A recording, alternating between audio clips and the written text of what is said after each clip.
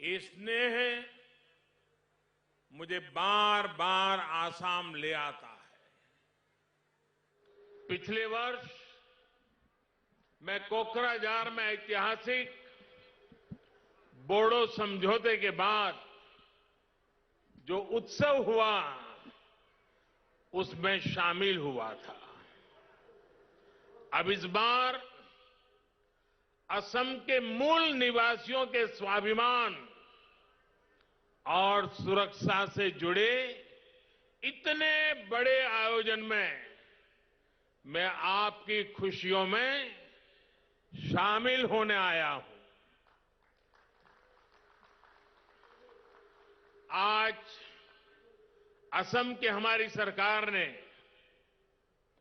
आपके जीवन की बहुत बड़ी चिंता दूर करने का काम किया है।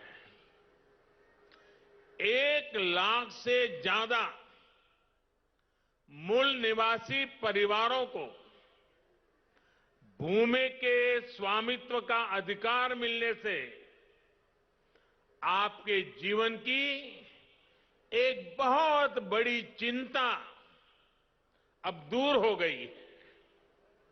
भाइयों और बहनों, आज के दिन स्वाभिमान, स्वाधीनता और सुरक्षा के तीनों प्रतीकों का भी एक प्रकार से समागम हो रहा है। पहला, आज असम की मिट्टी से प्यार करने वाले मूल निवासियों के अपनी जमीन से जुड़ाव को कानूनी संरक्षण दिया गया। दूसरा, ये काम ऐतिहासिक शिवसागर में जेरेंगा पठार की धरती पर हो रहा है। ये भूमि असम के भविष्य के लिए सर्वोच्च त्याग करने वाली महासती जयमती की बलिदान भूमि है। मैं उनके अदम्य साहस को और इस भूमि को आदरपूर्वक नमन करता हूं। शिव सागर के इसी महत्व को देखते हुए इसे देश की 5 सबसे आइकॉनिक आर्कियोलॉजिकल साइट्स में शामिल करने के लिए सरकार जरूरी कदम उठा रही है। भाइयों और बहनों, आज ही देश हम सबके प्रिय, हम सबके श्रद्धेय नेताजी सुभाष चंद्र बोस की 125वीं जन्म जयंती मना रहा है। देश ने अब तय किया है इस दिन की पहचान अब पराक्रम दिवस के रूप में होगी।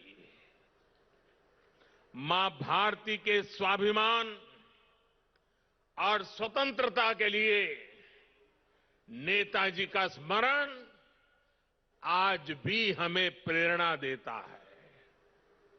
आज पराक्रम दिवस पर पूरे देश में अनेक कार्यक्रम भी शुरू हो रहे हैं। इसलिए एक तरह से आज का दिन उम्मीदों के पूरा होने के साथ ही हमारे राष्ट्रीय संकल्पों की सिद्धि के लिए प्रेरणा लेने का भी अवसर है। साथियों, हम सभी एक ऐसी संस्कृति के ध्वजवाहक हैं जहां हमारी धरती, हमारी जमीन सिर्फ घास, मिट्टी, पत्थर के रूप में नहीं देखी जाती। धरती हमारे लिए माता का रूप है। असम की महान संतान भारत रत्न भूपेन हजारिका ने कहा था, ओ मोर धरित्री आई, ओ मोर धरित्री। धरती हमारे लिए माता का रूप है। असम की महान संतान भारत रत्न भूपेन हजारिका ने कहा था, ओ मोर धरित्री आई, ओ मोर धरित्री आई, चोरो नोटे डीबा थाई, खोतियो कोर निस्तार नाई, माटी बीने ओहो हाई। यानी है धरती माता, मुझे अपने चरणों में जगह दीजिए। आपके बिना खेती करने वाला क्या करेगा? मिट्टी के बिना वो असहाय होगा। साथियों, ये दुखद है कि आजादी के इतने वर्षों बाद भी असम में लाखों ऐसे परिवार रहे जिन्हें किसी न किसी वजह से अपनी जमीन पर कानूनी अधिकार नहीं मिल पाया। इस वजह से विशेष तौर पर आदिवासी क्षेत्रों की एक बहुत बड़ी आबादी भूमिहीन रह गई। उनकी आजीविका पर लगातार संकट बना रहा। असम में जब हमारी सरकार बनी तो उस समय भी यहां करीब करीब 6 लाख मूल निवासी परिवार ऐसे थे जिनके पास जमीन के कानूनी कागज नहीं थे। पहले की सरकारों में आपकी ये चिंता उनकी प्राथमिकता में ही नहीं थी,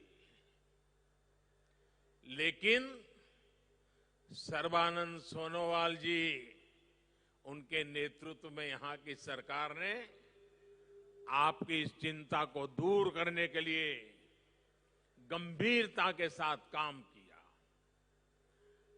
आज असम के मूल निवासियों की भाषा और संस्कृति के संरक्षण के साथ साथ भूमि से जुड़े उनके अधिकारों को सुरक्षित करने पर भी विशेष जोर दिया जा रहा है। 2019 में जो नई लैंड पॉलिसी बनाई गई है, वो यहां की सरकार की प्रतिबद्धता को दिखाता है। इन्हीं प्रयासों का परिणाम है कि बीते सालों में 2.25 लाख से ज्यादा मूल निवासी परिवारों को भूमि के पट्टे सौंपे जा चुके हैं। अब इसमें 1 लाख से ज्यादा परिवार और जुड़ जाएंगे। लक्ष्य ये है कि असम के ऐसे हर परिवार को जमीन पर कानूनी हक जल्द से जल्द मिल सके। भाइयों और बहनों, जमीन का पट्टा मिलने से मूल निवासियों की लंबी मांग तो पूरी हुई है, इससे लाखों लोगों का जीवन स्तर बेहतर होने का रास्ता भी बना है। अब इनको केंद्र और राज्य सरकार की दूसरी अनेक योजनाओं का लाभ मिलना भी सुनिश्चित हुआ है।